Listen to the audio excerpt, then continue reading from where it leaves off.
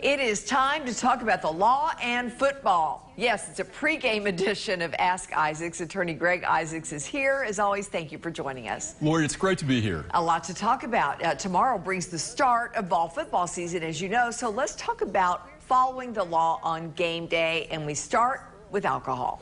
With alcohol, wow, in 2019, the SEC changed their policy to allow alcohol served in stadiums at sporting events. And everybody kind of wondered, they were on the edge of their seats or their bleachers, wondering what that would do. Would it create legal chaos, etc.? Everybody falling down in the aisles. There you go. Fans attacking the other fans like a soccer melee. But wow, the statistics are amazing. The first year in 2019, the vendors sold $146 million worth of beers. That's an average of 18,000 alcoholic beverages per game. And did evictions go up or go down? Lori, surprisingly, they went down. Fewer people thrown out because of being inebriated or out of control. They were responsible, and the theory is that people didn't have to tailgate, sneak in liquor. You could just enjoy your beverage at a normal pace. But let's talk about legal consequences should you choose not to be responsible when you go to Rocky Top. And they can be pretty big. Let's first talk about public intoxication, and there are some things that you may not know about that. That's right. Public intoxication is a subjective crime. When people are arrested for that, they typically go, hey, I was not given a breath or a blood test, the officer didn't do this or whatever.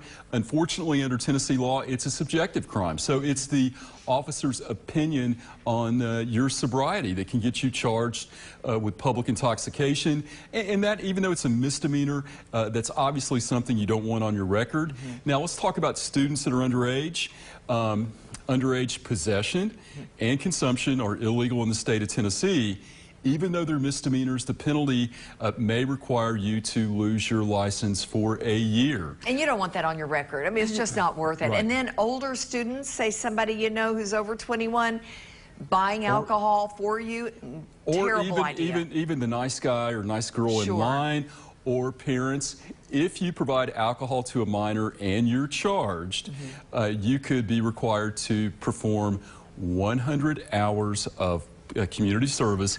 And Lori, that's a lot. Yeah, it really is. Hey, before we run out of time, COVID. A lot of people were asking about COVID. You don't need to provide proof of vaccination or a negative COVID test at Neyland Stadium, at least for this game.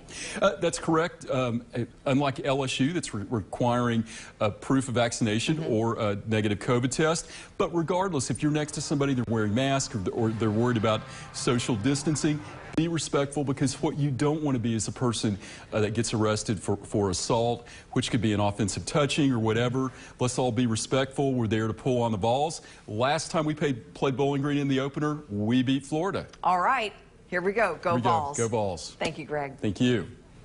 If you have a legal question, send it Greg's way. We'll see if he can clear it up for you. Email AskIsaacs@wate.com. And remember, we bring Greg on every Wednesday at 5:30.